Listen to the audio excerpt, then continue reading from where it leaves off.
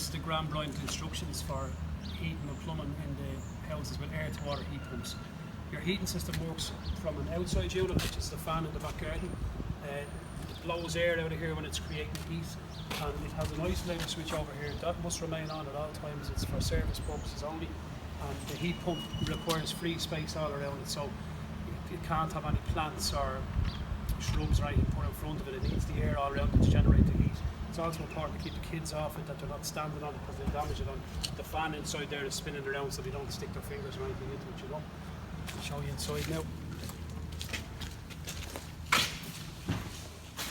This is the other half of the heating system, which is called the indoor unit. That is linked to the outside unit, so that creates the hot water and the heat into the radiators.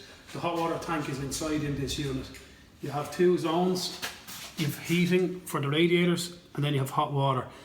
The green light will be on when it's working. It's an always on system which must remain on at all times. It's controlled through the wall thermostats, which we'll show you now in a minute.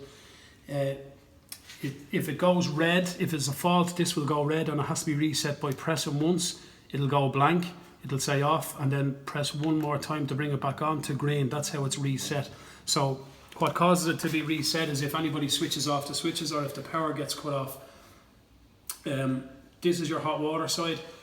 The three little bars are just an indication of how much the fan is running. If it's trying to heat only a little bit, it'll be on one. But if somebody has a bath or it uses up hot water, it may bring back up to 3 to heat it back up quicker. 3 just means full heat.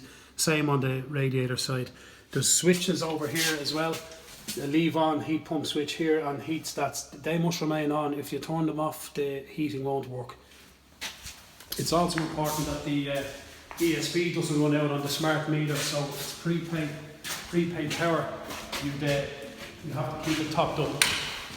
So the way the heating works is thermostat control for each of the heating zones. So the ground floor radiators are controlled by the thermostat in the sitting room. Its room temperature at the moment is 16 degrees. The recommended setting is to leave it at 18 or above. In order to get it to 18, you'd have to press the arrow up. So it's currently set to 18, but because the room is only 16, it has the flame symbol to say it's generating heat. If you want to go up to 20, for example, you press the arrow up to 20 and press the A button. That now stores it at a required temperature of 20 degrees. These 3 buttons on the left are not relevant. If you turn any of those off, you'll knock off the stat and then the heating won't work. So it's very simple, up, down, and A is basically the OK button to say what you want. If you're too warm at 20, you want to go back down to 18, bring it back down to 18, press the A button. It's still on because the room is only 16 and it'll go off. That will go off when the room gets up to 18. So the same applies to upstairs. We'll show you upstairs now.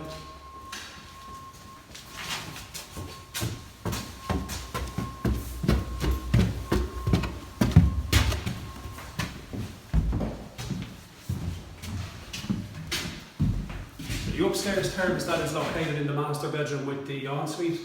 Again, the room temperature here is 17. It's not uncommon for the upstairs zone to be 1 degree warmer than downstairs due to heat rising. Again, it's set to 18. So once that gets to 18, that flame will go off. And once the room gets up to 18, the flame will go off because it has reached the setting that we require. Same as downstairs. You can go up to 20 if you want. You just got to press the A button, or you can bring it back down to 18 and just press A. The bathrooms all have an isolator fan, so it's up here in the ceiling. Because the houses are airtight, this must remain on. It's in the ensuite, the bathroom, the utility room. When you turn the light off, the fan will run for about 5 minutes and then go off automatically. But the switch is not designed for you to turn the fan off just because you don't want the fan to run. You need the air movement in the house because they're airtight houses. It's also not recommended to dry any radiators, dry any clothes on the radiators because of the air tightness. I'm showing it here now. So we have like a little storeroom upstairs which has the pump for all the power showers and the pressure of all the water. The toilets are separate, so there's a lever valve for the toilet here. It's separate to the pump. This is for the pump, and then this is for the hot and the cold. If there's any emergency or problem, the valves just turn off 90 degrees. If there is a leak or an emergency, you can turn off all the valves anyway, but other than that, they remain open. The one valve here that's usually in a closed position is the heat fill valve. that's required.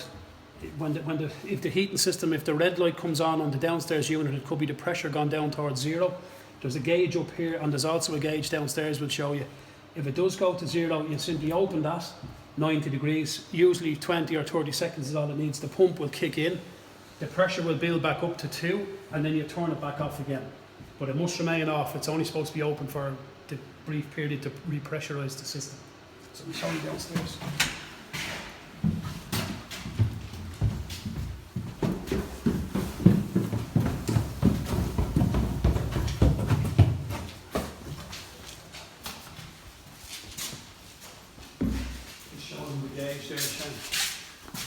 On top of the heat pump you have a gauge. That's where if it goes down towards zero, this green light may go to red and have to be reset, but you got to repressurize it like we showed you upstairs.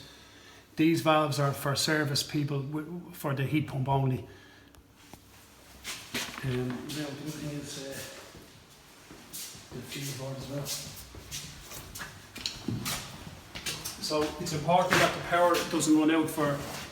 If the power gets cut off on the prepay smart meter, the heating system will be knocked off and may have to be reset. You've also got a fuse board here with trip switches. If anything like something goes wrong, one of those can be down. They push back up quite simply like that. Again, it shouldn't be something that happens very often. The heat pump has to be serviced annually you can get it done by a company called Unitherm. In your homeowner's pack, you'll get the instructions off them. Their phone number is up here on the top, and if you maintain the heating system with an annual service, there's a 5-year warranty. The other points then are the gardens are up to the homeowner's responsibility front and back to be maintained. The drains are important as well, that only toilet paper is flushed into the toilets. Kitchen roll or baby wipes or cleaning wipes will cause blockages in the drains out on the street, so that's very important. I think that's it. Yeah, that's everything for Mains. now, yeah. Mains. Oh yeah, the mains, yeah.